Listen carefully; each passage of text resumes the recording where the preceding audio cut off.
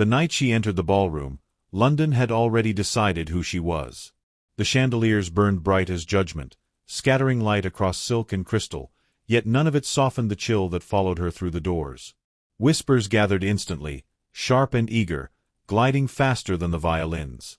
She felt them before she heard them, the familiar tightening at her spine, the practiced stillness settling over her face. Her name was not spoken aloud, not yet, but it hovered in every breath like a stain no perfume could disguise. She paused just inside the threshold, gloved fingers closing briefly around the reticule at her wrist. The room smelled of beeswax, roses, and expensive confidence. Ladies clustered in radiant constellations, gowns blooming in pale blues and imperial whites, while gentlemen leaned close, murmuring assessments as if cataloging art.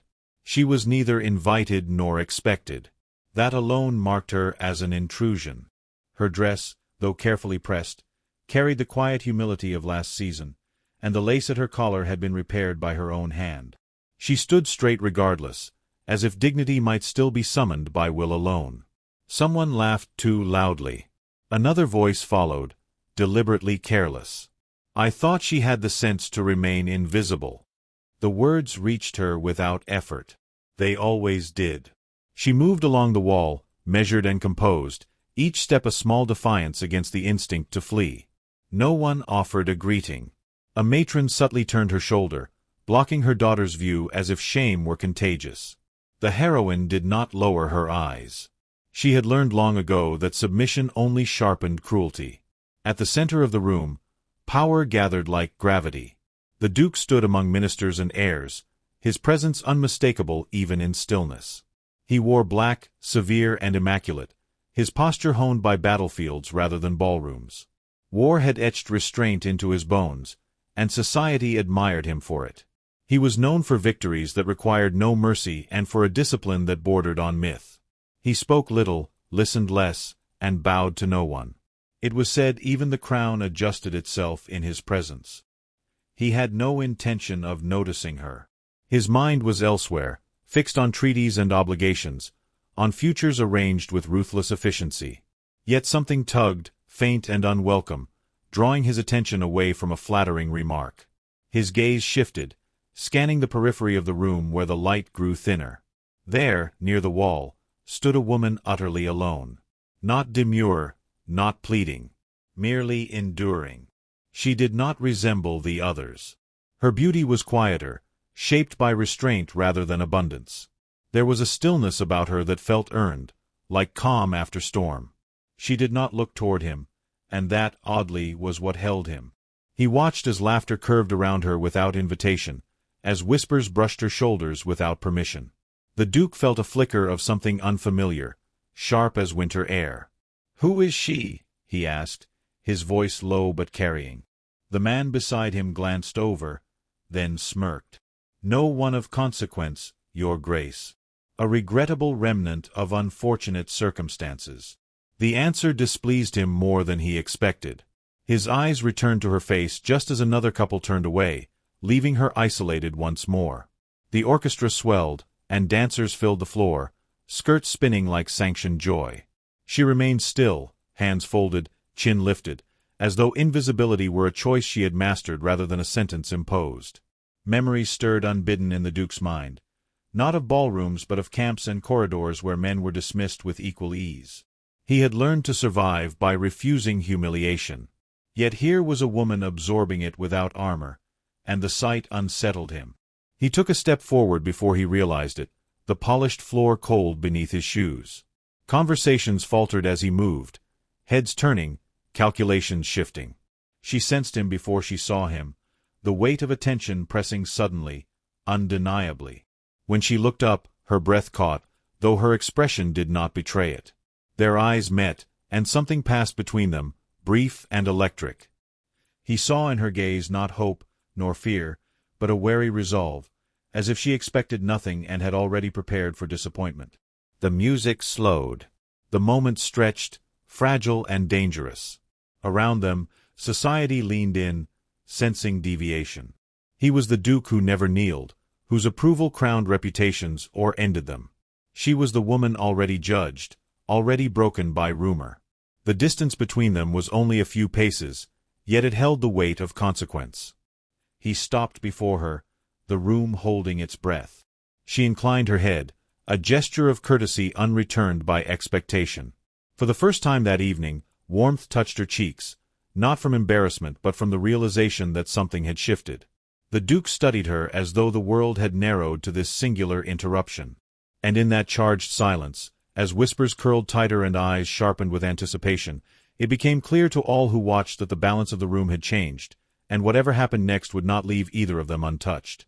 By the following morning, the ballroom's splendor had curdled into rumor, and her name traveled through London like a cautionary whisper.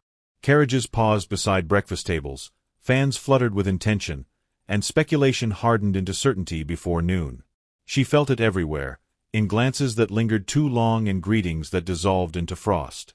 By evening, the Duke's single question had been reshaped into accusation, desire, and threat.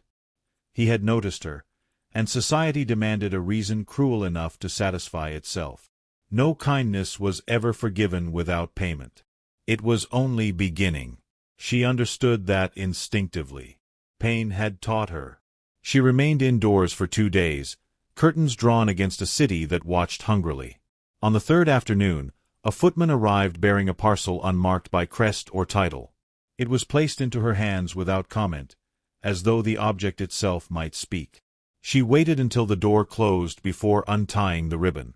Inside lay a slim volume bound in dark leather, its pages edged in gold. No name marked the cover, yet recognition struck her with quiet force. It was a book of poetry, rare and restrained, chosen rather than displayed. Her hands trembled. She sat down. Slowly. She did not read immediately, knowing the danger of gratitude mistaken for invitation. The Duke's gesture was not jewelry, not currency, not spectacle, and that made it perilous. She closed the book and pressed it to her chest, fighting the instinct to return it unopened. Across the city, the Duke endured consequences of his own. Friends warned him with forced levity. Advisers spoke of optics and alliances. He listened in silence, jaw set, eyes distant. The memory of her composure unsettled him more than accusation. He sent no explanation, no defense. That restraint fed the fire. London noticed everything. Always. The scandal ripened quickly, sweetened by invention and sharpened by envy.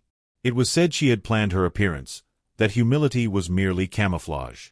Others claimed the Duke had been ensnared, bewitched by an ambition he mistook for virtue. Invitations evaporated. Doors closed with polite smiles. She moved through streets aware of eyes behind every curtain. The book remained hidden beneath her pillow, weightier than any jewel. At night she read a single poem, then another, each line a conversation unspoken. She wondered why he had chosen it, and whether choice could undo her. It frightened her, more than hope. They met again beneath scrutiny, not in privacy but in the cruel openness of society. A concert, stiff with decorum, forced proximity without permission. The Duke inclined his head to her, nothing more, yet the gesture thundered. She responded with equal restraint, pulse betraying nothing outwardly. Music swelled, applause followed, but tension crackled between them. He wanted to speak. She willed him not to. Their silence became an agreement neither had named. Across the aisle, a woman watched with narrowed eyes. Power recognized threat instinctively. That gaze lingered, and plans were born. None of them knew yet. She would strike first. The Duke received warning disguised as counsel, delivered with smiles that did not reach the eyes. He was reminded of duty, of legacy, of women better suited to ambition. He listened unmoved, though something restless stirred beneath his composure. That night he stood alone in his study, recalling the way she had endured. No plea, no performance, only grace pressed thin by necessity. He realized then the gift had been an admission, not of desire, but of recognition. The thought unsettled him. It made retreat difficult. She faced a summons, not from him, but from a hand that meant harm. The summons arrived folded in courtesy, sealed with authority she could not refuse. It requested her presence at dusk, the wording immaculate and merciless.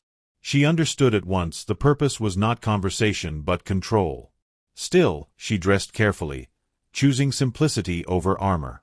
The book was left behind, hidden again, as if innocence might be protected.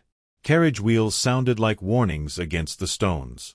She arrived beneath tall doors already ajar, voices murmuring within. Her name was announced with false courtesy. Silence answered first. Then a smile she did not trust. It belonged to power, and it welcomed her. Inside, across the city, the Duke felt an unease he could not name. It came without message, a tightening behind the ribs. He dismissed it at first, returning to papers that refused focus.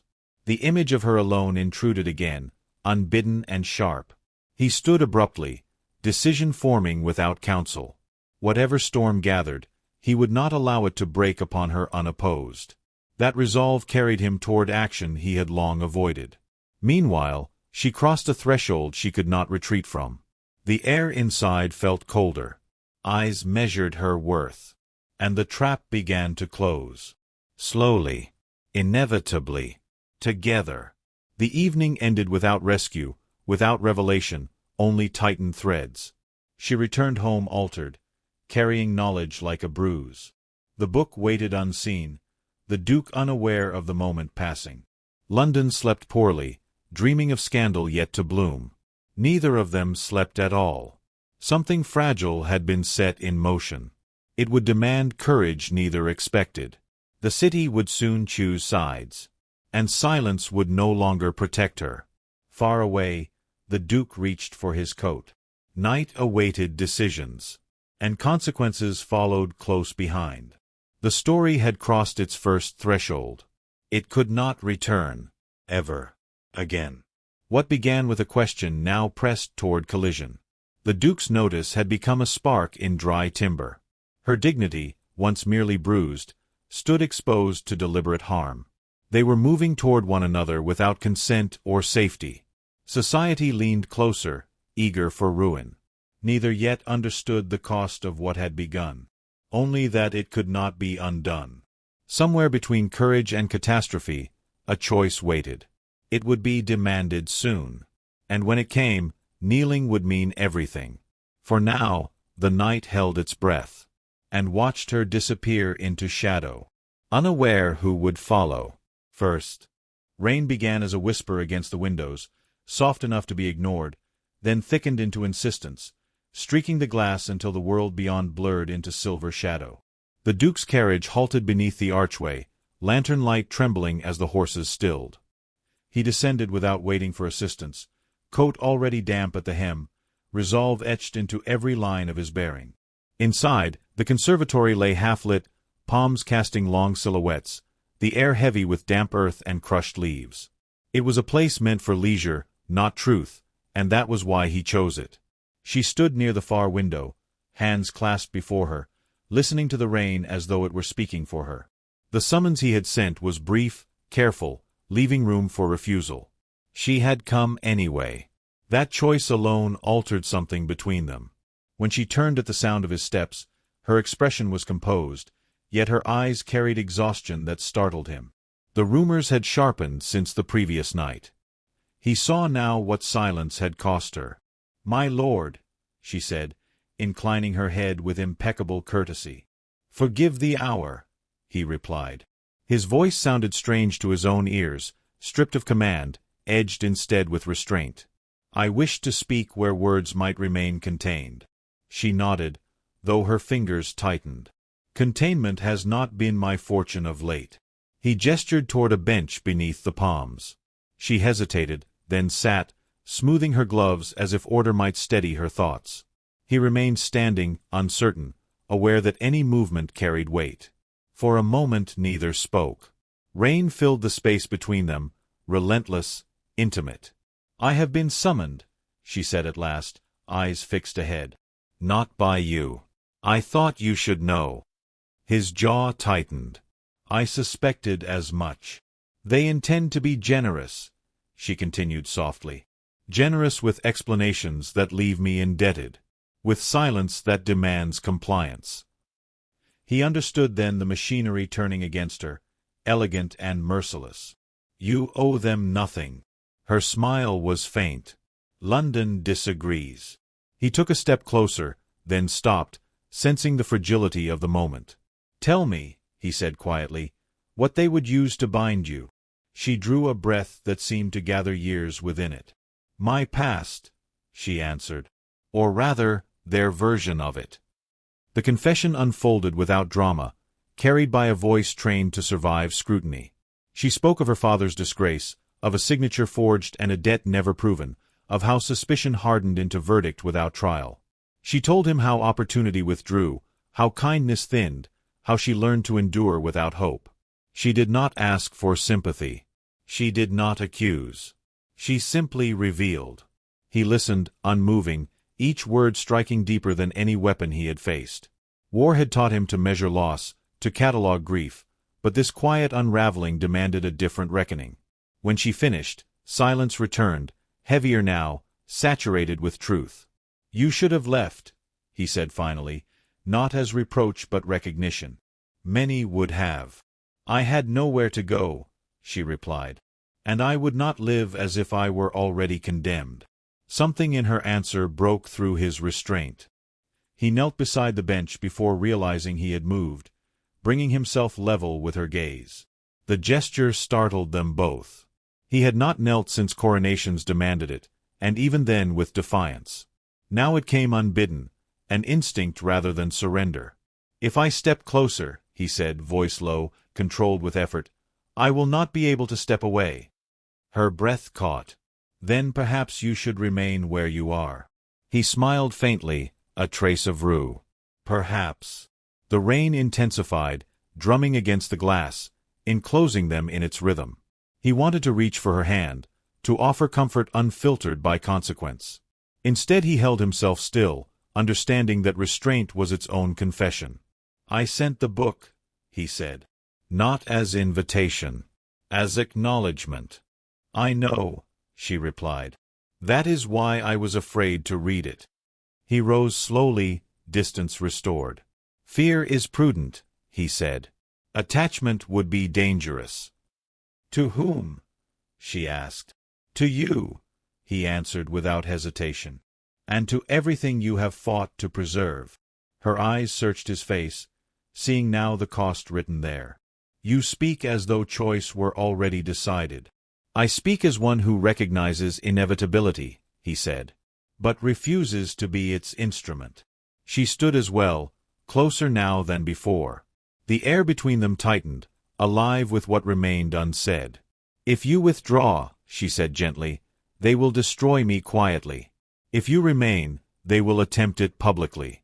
There is no safe distance left. He closed his eyes briefly, then opened them with resolve sharpened. Then hear this, he said. I will not touch you. I will not claim you. But I will not allow them to break you. Her composure wavered then, just slightly. Protection has its own price. I am prepared to pay it, he said. She looked away, blinking back emotion that threatened dignity. When she spoke again, her voice was steady. They plan to announce something.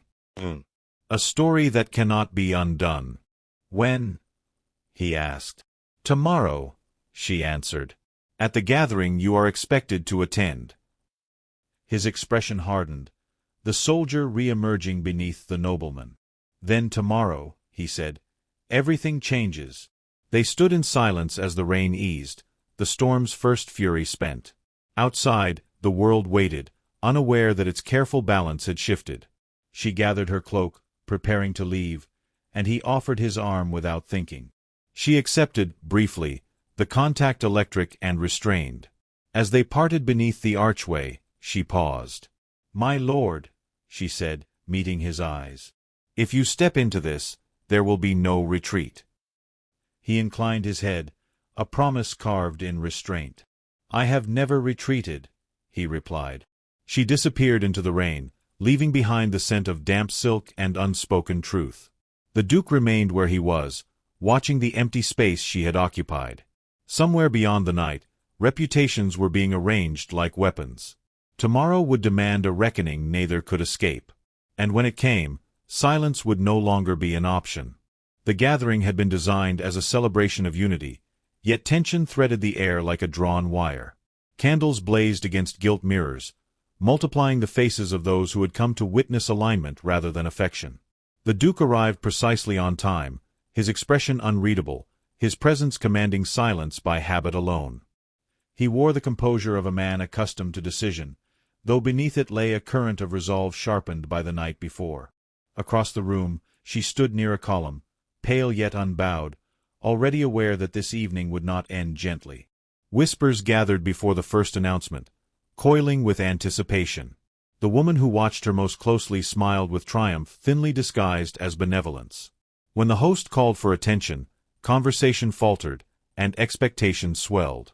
A declaration followed, phrased with careful courtesy, recounting a tale of impropriety and sacrifice, of generosity offered to preserve dignity. Each word tightened around her like silk cords.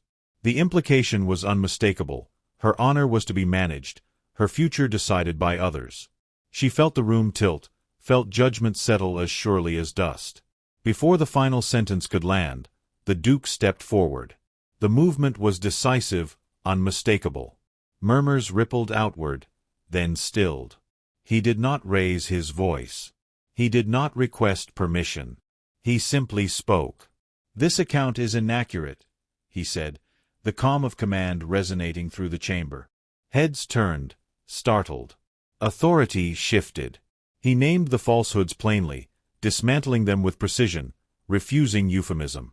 Each correction was a blade, clean and undeniable. She watched him, breath held, heart pounding with a mixture of relief and terror. He was dismantling more than rumor. He was undoing alliances, severing expectations. When he finished, silence followed, thick and incredulous. Then he turned toward her. The room leaned closer. "Her dignity," he continued, "is not a convenience to be negotiated. It is intact, and it stands under my protection." Gasps escaped unrestrained. Someone laughed nervously. The woman who had orchestrated the moment stiffened, color draining from her cheeks. The Duke's gaze did not waver. "If there is offense to be taken," he said evenly, "let it be directed at me." He paused, allowing the weight of consequence to settle. "I accept it." The host attempted to recover decorum, but the evening had already fractured. Conversations erupted, guests shifting uneasily. She felt suddenly exposed, yet no longer alone. When the Duke offered his arm, the gesture was unmistakably public. She hesitated only a heartbeat before accepting, her hand light against his sleeve. Together they moved from the center, every step an assertion that could not be ignored. They found themselves in a quieter antechamber, the door closing softly behind them. The world beyond remained loud with speculation, but here the air steadied. He released her arm and stepped back, giving her space. "I have done what I said I would," he said. "I have not claimed you." Her voice trembled despite her effort. "You have done far more." He met her gaze, eyes dark with intent. "It changes nothing unless you choose it to." She drew a breath, gathering courage long denied. "You have made it impossible for me to disappear," she said. "I must either stand or be crushed." He nodded once. "I will stand with you. But I will not decide for you." The restraint in his words moved her more than any vow. She stepped closer, closing the distance he had maintained. "All my life," she said softly, "I have been managed. Tonight, you offered me something else." "Choice," he answered. She inclined her head, the gesture echoing the first night they had met. "Then hear mine." Before she could speak further, he dropped to one knee. The movement was abrupt, shocking, deeply intimate. He had chosen privacy over spectacle, yet the significance was unmistakable. His head bowed, not in defeat, but in offering. "I have never bent my knee to man or monarch," he said, voice steady. "But before you I cannot stand." Emotion surged, unbidden, breaking through years of composure. She reached for him without thinking, her hand hovering near his shoulder. "You owe me nothing," she whispered. "I owe myself the truth," he replied. And it leads to you. Footsteps sounded beyond the door, reminders that the world waited. He rose, eyes searching her face. If you leave now, he said, I will not follow. If you stay. I will stay, she said, interrupting him gently. Not because I am rescued. Because I choose you. Relief flickered across his features, quickly tempered by resolve. He offered his arm once more, not as shield but as equal. When they returned to the gathering, conversation faltered again. The Duke did not announce engagement, did not claim possession. He simply stood beside her, unwavering. The message was clear. Power had shifted. The cost had been accepted. As the evening drew to a strained close, alliances recalibrated in hurried whispers. Some turned away, others watched with renewed interest. The woman who had engineered the scandal withdrew early, plans unraveling. The Duke escorted her through the doors into the cool night, the air sharp with possibility. Carriages waited, lanterns swaying. He paused, reluctant to release her hand. Tomorrow, he said quietly, the consequences begin. She met his gaze, strength renewed. Then tomorrow, she replied, we face them together. They parted with restraint, the promise between them unspoken yet irrevocable. As she stepped into the carriage, she looked back once. He remained where he was, unbowed, watching until the wheels turned away. The night closed around them, heavy with what had been declared and what still waited. London would not forgive easily. Power rarely did. And somewhere beyond the lamplight, a final reckoning gathered its breath. Morning arrived without ceremony, pale and insistent, as though the city itself pretended nothing had changed. Yet everything had. Newspapers lay folded on breakfast tables, their columns dense with implication, careful not to name what all understood. The Duke's defense had fractured the delicate machinery of reputation. Alliances hesitated. Invitations stalled. Doors once flung wide closed with measured courtesy. He felt it first in council chambers where voices grew cautious, where agreement came slower, weighted with consequence.